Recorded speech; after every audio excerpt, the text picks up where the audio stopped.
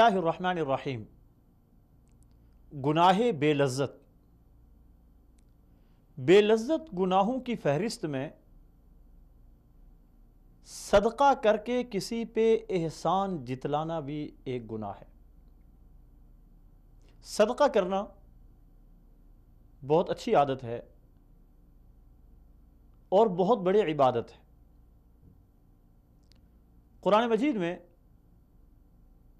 متقین کی صفات میں انفاق فی سبیل اللہ لکھا گیا ہے کہ متقین وہ ہیں جو اللہ کے راستے میں انفاق کرتے ہیں، خرچ کرتے ہیں۔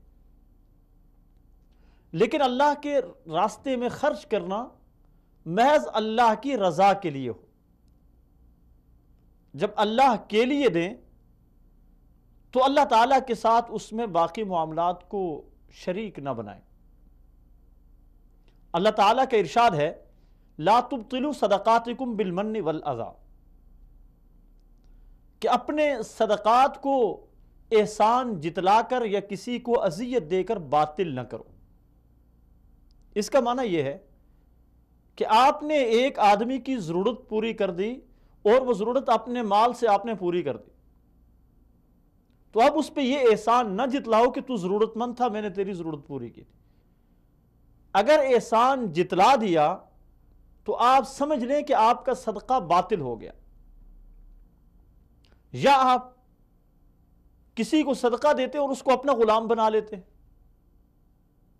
اور آپ کی خواہش ہے کہ آپ اپنی باقی زندگی وہ آپ کی مرضی کے مطابق گزارے، اس لیے کہ آپ سے اس نے 2 پیسے لیے ہیں اور آپ نے اس کی ضرورت پوری کی ہے، تو اس سے بہتر ہے آپ صدقہ ہی نہ دیں، اس کو، اسے اپنا غلام نہ بنائیں۔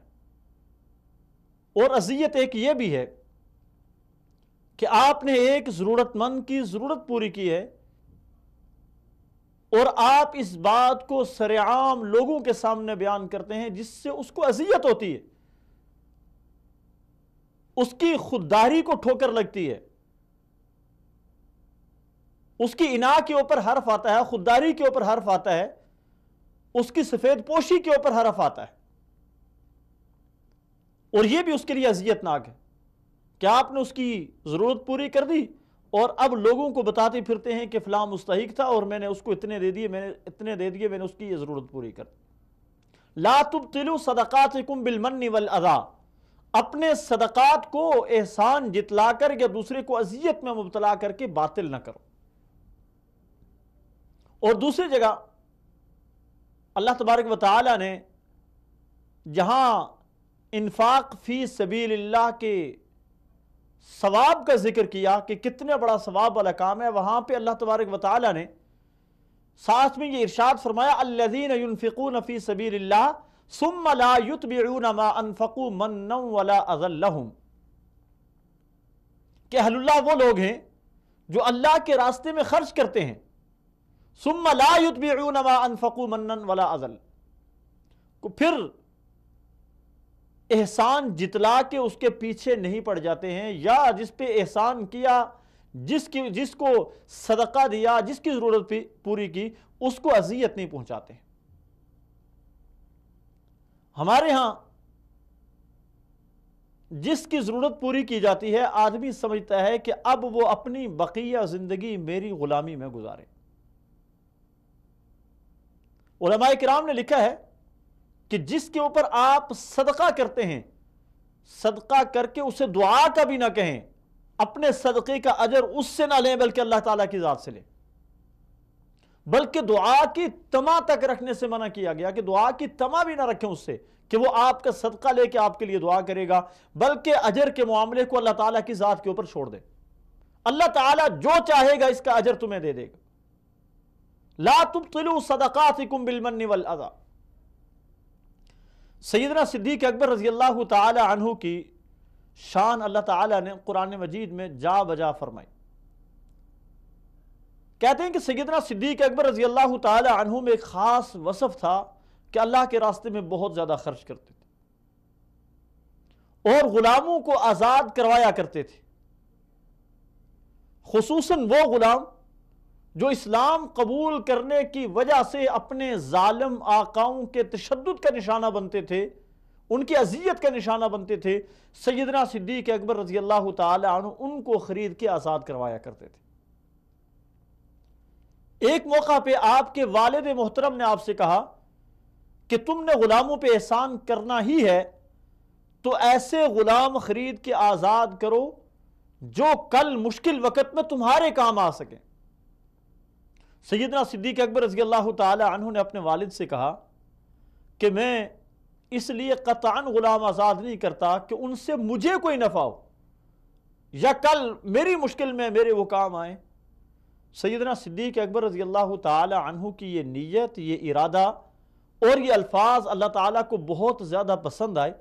اللہ تعالیٰ نے قرآن مجید میں ارشاد فرمایا وَمَا لِأَحَدٍ عِندَهُ مِن نِعْمَةٍ تُجْزَى إِلَّا ابْتِغَاءَ وَجْهِ رَبِّهِ الْأَعْلَى، کہ حضرت ابو بکر صدیق رضی اللہ تعالی عنہ وَمَا لِأَحَدٍ عِندَهُ مِن نِعْمَةٍ تُجْزَى اپنے احسان کا بدلہ کسی سے دنیا میں نہیں چاہتے، إِلَّا ابْتِغَاءَ وَجْهِ رَبِّهِ الْأَعْلَى، مگر وہ اللہ تبارک و تعالی کی رضا کے لیے یہ کام کرتے ہیں۔ وَلَسَوْفَ يَرْضَى، اور اللہ تعالیٰ نے ارشاد فرما دیا کہ اللہ تعالیٰ ان سے اپنے رضا کا اعلان کرتے ہیں۔ تو صدقہ جب بھی دیں خالصتاً اللہ تعالیٰ کی رضا کے لیے دیں، اور صدقہ دینے کے بعد جس فرد کو، جس ضرورت مند کو آپ نے صدقہ دیا ہے اس کے اوپر کبھی بھی نہ اس کے سامنے احسان جتلائیں اور نہ لوگوں کے سامنے اس بات کا تذکرہ کریں کہ میں نے فلاں کی ضرورت پوری کی ہے، ورنہ آپ کا دیا ہوا صدقہ یہ سمجھ لیں کہ ضائع ہو گیا۔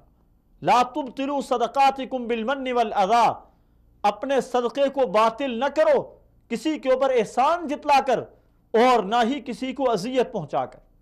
اس لیے صدقہ دیں اور بھول جائیں، اور اس آدمی کو خود سے حقیر، خود سے کمزور نہ سمجھیں کہ آپ مالدار ہیں، آپ ضرورت پوری کرنے والے ہیں اور وہ آپ کا مستحق ہے، آپ کے مال کا مستحق ہے، وہ ضرورت مند ہے، اسے ضرورت مند نہ سمجھیں۔ آپ کی ضرورتیں بھی اللہ پوری کرنے والا ہے اور اس کی ضرورت بھی اللہ تعالیٰ نے پوری کی ہے۔ اس کے مقام پہ آپ کو اللہ پہنچا سکتا ہے، آپ کے مقام پہ اس کو اللہ تعالیٰ پہنچا سکتا ہے۔ تِلْكَ الْأَيَّامُ نُدَاوِلُهَا بَيْنَ النَّاسِ، یہ دنوں کا ہیر پھیر اللہ تبارک و تعالیٰ لوگوں کے درمیان گھماتے رہتے ہیں۔